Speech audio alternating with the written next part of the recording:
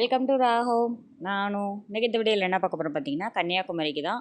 So நாங்கள் கேரளாவிலேருந்து கன்னியாகுமரிக்கு கரெக்டாக ஈவினிங் தான் வந்தோடனே ரூம் வந்துட்டு புக் பண்ணிவிட்டு ரூமில் போய் இருந்துட்டு செட்டில் ஆகிட்டு ஈவினிங் கோயிலுக்கு போயிடலாம் முதல்ல அப்படின்னு சொல்லிட்டு நாங்கள் அந்த பகவதி அம்மன் கோயிலுக்கு தான் நைட்டு வந்தோம். நைட்டு சாமி கும்பிட்டுட்டு பார்த்திங்கன்னா அப்படியே பேக்ரவுண்டு வியூ அந்த கண்ணாடி பாலம் அவ்வளோ அழகாக இருந்துச்சு. நைட்டில் அலோவ் பண்ண மாட்டாங்க, பட் நம்ம பார்க்கலாம். ஸோ நைட்டு நாங்கள் போனோடனே போயிட்டு அந்த பகவதி அம்மன் சாமிக்கு கோயிலுக்கு பின்னாடி தான் கரெக்டாக அந்த வியூ பாயிண்ட் இருக்குது. ஸோ உட்காந்து ரொம்ப நேரம் உட்காந்துட்டு அந்த சவுண்டு இதெல்லாம் பார்த்துட்டு அந்த லைட்டிங்லாம் சூப்பராக வச்சுருந்தாங்க. நான் இதுவரை கன்னியாகுமரி வந்தது கிடையாது, இதான் first time. So first time வரும்போதே பார்த்திங்கன்னா கண்ணாடி பாலமும் சேர்த்து பார்த்துட்டோம். காலையில் 9:30க்கு போய் டிஃபன்லாம் சாப்பிட்டுட்டு நாங்கள் க்யூ நிற்க போயிட்டோம். இந்த க்யூ பார்த்திங்கன்னா கரெக்டாக கொஞ்சம் தான் கூட்டம் இருந்துச்சு. பட் இது கம்மி அப்படின்ற மாதிரி சொல்லியிருந்தாங்க. பட்டு ஒரு 12 மணி 1 மணிக்கெலாம் பார்த்திங்கன்னா கூட்டமே கிடையாது. எல்லோரும் ஈஸியாக போய் லைனில் நிற்கவே தேவையில்ல, அப்படியே போட்டிங்கில் சீக்கிரம் போயிட்டாங்க. நாங்கள் காலையிலே போனது தான் தப்பு. எல்லாருமே காலையில் போய் க்யூவில் நின்றுட்டா சீக்கிரம் பார்த்துலாம் அப்படின்ற மாதிரி சொல்லியிருந்தாங்க. பட் அப்படி கிடையாது. 12 மணி 1 மணி ஆகும்போது அந்த காலையில் போகிற கூட்டம்லாம் முடிஞ்சிருது. முடிஞ்ச உடனே ஸோ அந்த லைன்லாம் ரொம்ப கம்மியாயிடுது.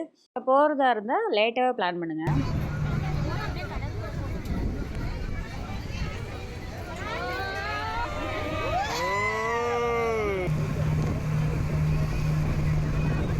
அவ்வளோதான் வந்துருச்சு, போட் சர்வீஸ் முடிஞ்சிருச்சு. அவ்வளோதான் போட் சர்வீஸு, அவ்வளோதான் முடிஞ்சு.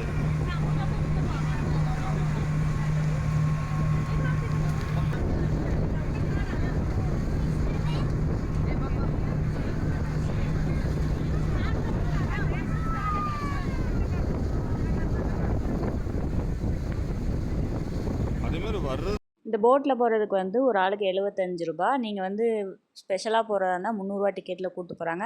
அதுக்கு நீங்கள் நிற்கவே தேவையில்லை, உடனே கூட்டிகிட்டு போயிடுவாங்க.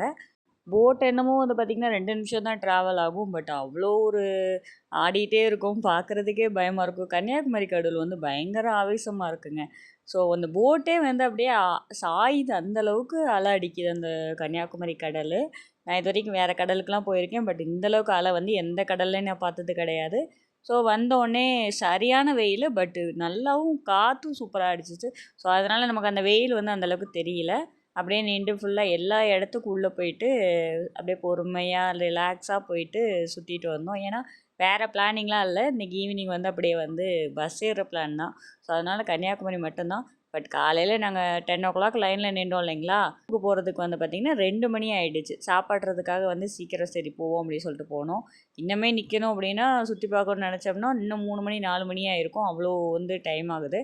பட் ஒரு டைமிங்க்கு மேலே எல்லாரையும் அனுப்பிச்சி விட்ருவாங்க, இதுக்கு மேலே ஏற்ற மாட்டாங்க. பட் ரிட்டன் போகிறதுக்கு ஈஸியாக தான் இருக்குது. ஏன்னா லைன் க்யூவில் நிற்கிற வேலையெல்லாம் கிடையாது. டக்குன்னு போட்டு வருது. ஸோ அப்படி அப்படியே கூட்டிகிட்டு போயிடுறாங்க. நாங்கள் போய் நிற்கும்போது கரெக்டாக கொஞ்சம் விஐபிஸ் வந்துட்டாங்க. அதனால் அதுவே ஒரு 1 hour ஆயிடுச்சு. அவங்கள முதல்ல கூட்டிகிட்டு போய் அவங்கள காமிச்சிட்டு ரிட்டன் அதுக்கப்புறம் தான் எங்களை கூட்டிகிட்டு போகிற மாதிரி பிளான் பண்ணியிருந்தாங்க. ஸோ அதனால எங்களுக்கு டைம் ஆச்சு. இந்த கண்ணாடி பாலத்தில் என்னாலலாம் நடக்க முடியலங்க, காலெல்லாம் உதற ஆரம்பிச்சிருச்சு. காரவங்கெல்லாம் இந்த பாலத்து மேலே கண்ணாடியில் ஏறி போவாங்க இல்லைங்களா, அதெல்லாம் அந்த வீடியோவில் போடுவாங்கள்ல, அப்போல்லாம் பார்க்கும்போது என்ன இதில் போகிறதுக்கு என்ன அப்படின்ற மாதிரி இருக்கும்.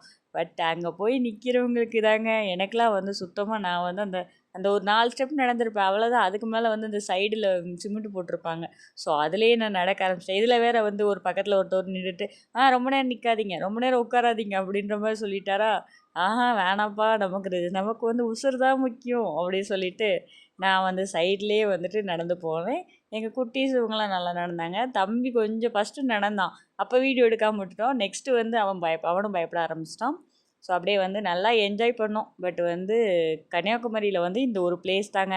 ஆனால் க்யூவில் நின்று எல்லாருமே என்ன வசனம் சொன்னாங்கன்னா, இனிமே கன்னியாகுமரிக்கு இந்த போட்டு பிளானுக்கு வரவே மாட்டோம் அப்படின்ற மாதிரி தான் பிளான் பண்ணாங்க. ஏன்னா ரொம்ப நேரம் நின்றாங்க, ஒரு 2 hours பக்கமாக அதுவும் குழந்தைங்கள வச்சுக்கிட்டு அந்த க்யூ ரொம்ப ஒடுக்கமாக இருந்துச்சு. ஸோ நிற்கிற கஷ்டமாக இருந்துச்சு. பட் டூரிஸ்ட் பிளேஸுன்னு சொல்லிட்டு ஒன் டைம் போகலாங்க. அந்த திருவள்ளுவர் சிலைக்கு மேலே தாங்க பயங்கர காற்று, விட்டால் நம்மளை தூக்கிட்டே போயிடும் போல், அந்த மாதிரி இருந்துச்சு. இந்த மாதிரி இன்ட்ரெஸ்டிங்கான வீடியோஸ் வேணும் அப்படின்னா நமக்கு சேனலுக்கு லைக் பண்ணுங்கள், ஷேர் பண்ணுங்கள், கண்டிப்பாக நம்ம சேனலுக்கு சப்போர்ட் பண்ணுங்கள். தேங்க்யூ.